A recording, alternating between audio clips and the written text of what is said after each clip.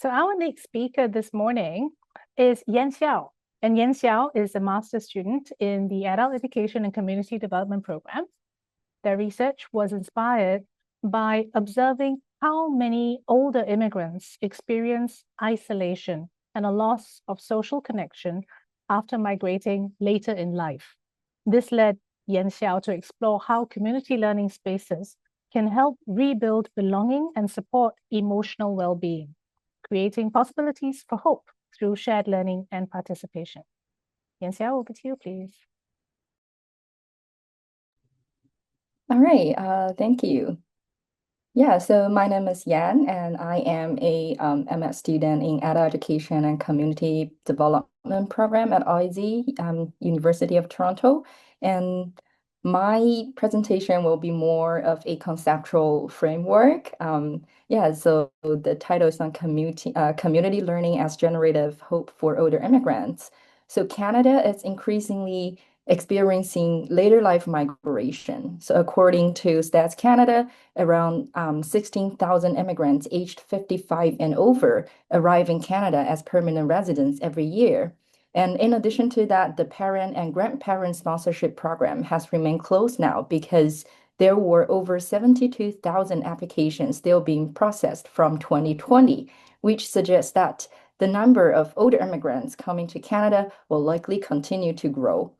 But migrating in later life can make rebuilding life in a new society particularly challenging. So many older immigrants face challenges like language barriers, social isolation, and the loss of familiar social role they once had in their communities. For example, someone who used to be a teacher, an engineer, or a community leader may suddenly feel that their experience and identity are no longer recognized in their new environments. So as a result, many older immigrants suggest they struggle not only with practical adaptation, but also with rebuilding a new sense of belonging and purpose. And yet, despite the growing number of older immigrants, this group remains relatively under-recognized in research and community programming. So an important question emerges.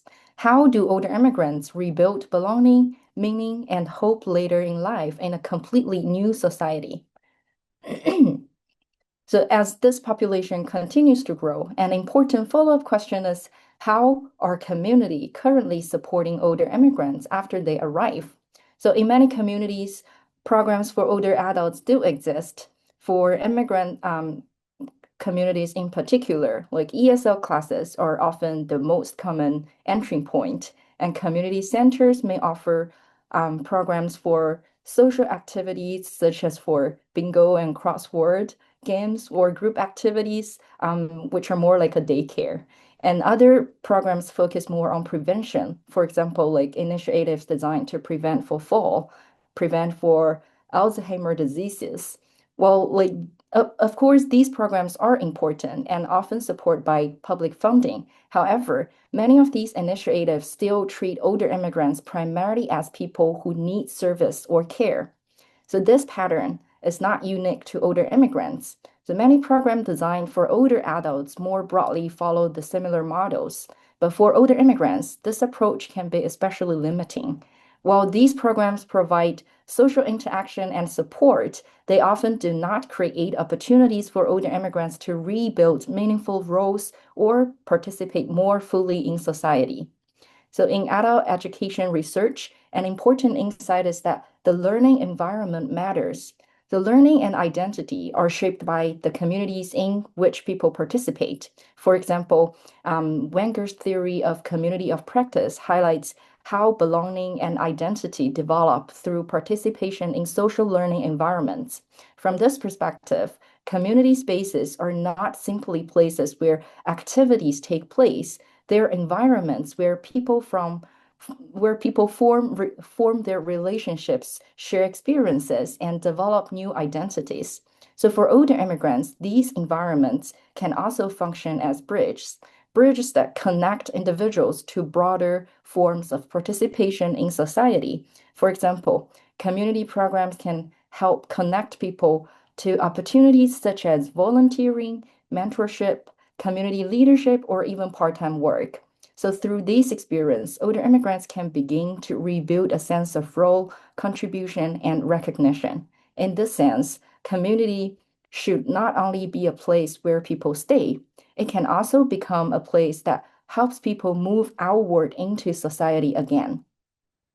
So in my work, I introduced the concept of utopia as the word combine old and utopia. So I use this term to imagine community environments where old immigrants are not only invited to remember their past experience, but also encouraged to imagine future possibilities. So many programs for older adults focus mainly on reminiscence, so reflecting on memories from the past. While these activities can be meaningful, older adults also continue to have aspirations, ideas, and their desires to contribute. So Utopia therefore invite us to rethink community spaces as environments where older immigrants can continue shaping their roles in society. So in these environments, older immigrants are not only recipients of support, but also recognized as contributors to community life, socially, culturally, and sometimes even economically. That these kinds of environments can support not only social connection, but also emotional well-being and a renewed sense of purpose. So this perspective invites us to rethink how community programs for older immigrants are designed. So instead of seeing older immigrants primarily as people who need service, we might see them as people who can actively participate and contribute to community life. The community learning environments can therefore become more than places of support. They can become bridges to belonging, participation, and generative hope in later life migration. So that's about my presentation. Thank you. Excellent. Thank you so much, Yan Xiao. I do invite the attendees to type in your questions in the Q&A box if you have any. And while we're waiting for more questions to come in, I do have a question, if I may, Yan Xiao, because this is extremely interesting. I guess as a migrant myself, I do think about these things. Yes, I'm not a senior citizen, but still, it will happen at some point.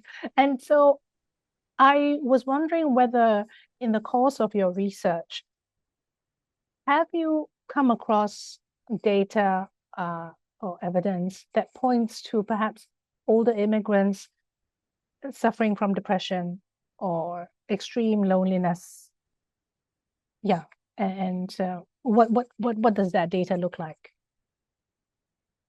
Yeah, I came across some research, but like honestly, mainly research older immigrants are either in public health section or biomedical life science section. So like not much in education except for like ESL programs or other programs. Yeah, but like the one from the public health section says that among like 1/3 of older adults in Canada do report them experiencing depression. So that's a serious problem that we should look into. And like let alone that's older adults. So when we talk about older immigrants, that could be higher.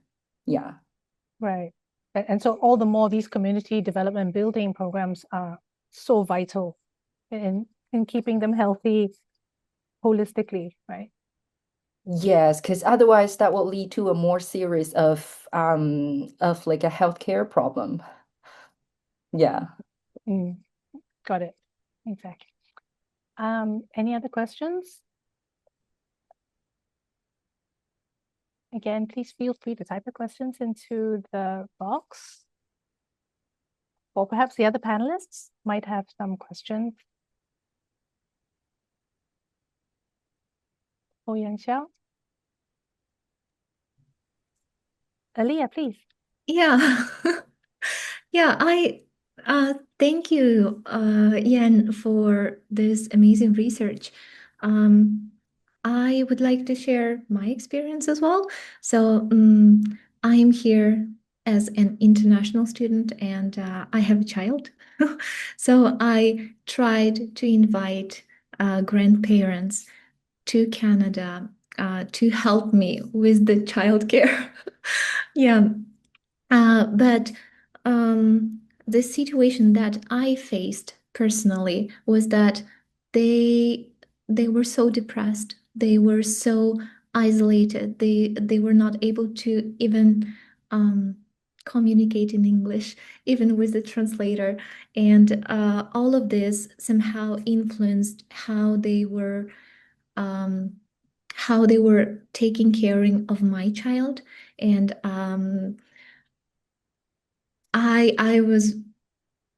I was so disappointed. Sorry. I was so disappointed because I didn't know how to help. I didn't know what can I do besides being a translator and um taking them to different interest places, showing them beautiful city and so on and so forth. But obviously I, as a student, I was very restricted in my time, and I needed their help with my child in order to complete my education here. But this is something really big, and I would like to ask you a question, whether you are suggesting something for community centers, or whether it will be something where even visitors, like retired visitors, will be able to participate. Probably they will be able to meet people who immigrated from the same country, or who speak the same language, or who share the same cultural, I don't know, cultural backgrounds or something that would benefit both sides. So, what are your thoughts about this? Do you have any suggestions? Have you thought about this? Yeah, thank you, Aliyah. Wonderful questions. Yeah, actually, like one thing that we haven't, or like not like we haven't, but like one thing that's not being emphasized is kind of like when they kind of like move to a new country, they are actually need to relearn everything, like language. They need to relearn how to communicate, how to like how to talk to other people, how to use the public transportation, etc. So they are actually relearn everything. So that should be a focus of adult education. That should be a part of it. But this is the part that I don't think adult education are paying too many attention right now. So that's why I feel the importance of raising this awareness first. And then like for the settlement services we have right now in Canada, it's largely towarded to ESL learning, and that's basically it. Yeah, so there should be more programs or should be more initiatives in this area that should kind of collaborate with the community or within the community to work with them and help with more older immigrants or residents. Yeah, so I believe there will be more, but I I don't know, just for now, I'm still at my exploration stage, but I believe this is something that, at least for me, like I want to propose more and yeah, leads to more either the in-person activity or connections or the digital one that could help these new immigrants or new residents, yeah, to like getting like a better sense of belonging or help them to adapt.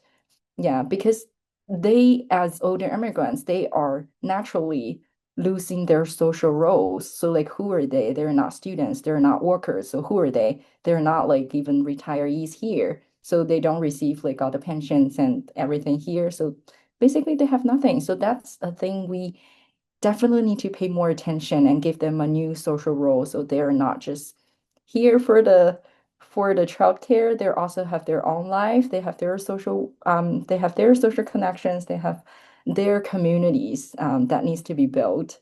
Yeah, so I believe there will be more programs on this. I hope that too. Thank you, Yan Xiao.